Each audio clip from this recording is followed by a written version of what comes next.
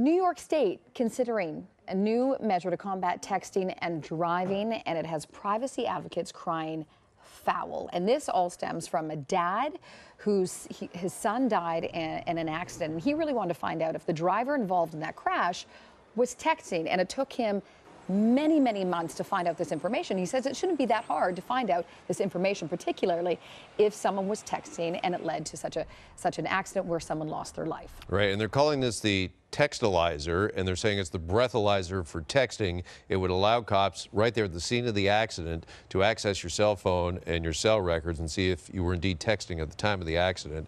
And as you mentioned, privacy advocates not really loving this idea because they feel as if police should have just cause or probable cause to search your cell phone.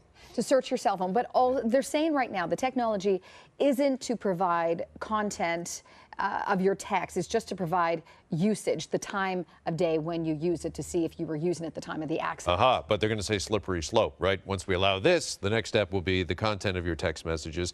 And I'm wondering, too, if they're able to distinguish between an actual kind of, I'll call it a manual text, which you can't do. You can't be on your handheld device, and maybe a verbal text, because you can use Siri, right, and dictate a text in your car.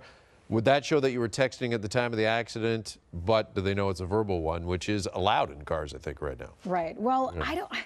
I really think this is inevitable. You know, we're seeing more and more traffic accidents that are fatal, really serious accidents, and we know distracted driving is right up there as a cause. I've said this and I'll say it before, if this is a big and a growing problem, I'm sure they've got technology. The phone can sense how fast it's going, and if you're going over, say, 30 kilometers an hour, then you know what? Just disable the texting feature. You can't do that until you're once again stopped, you're motionless.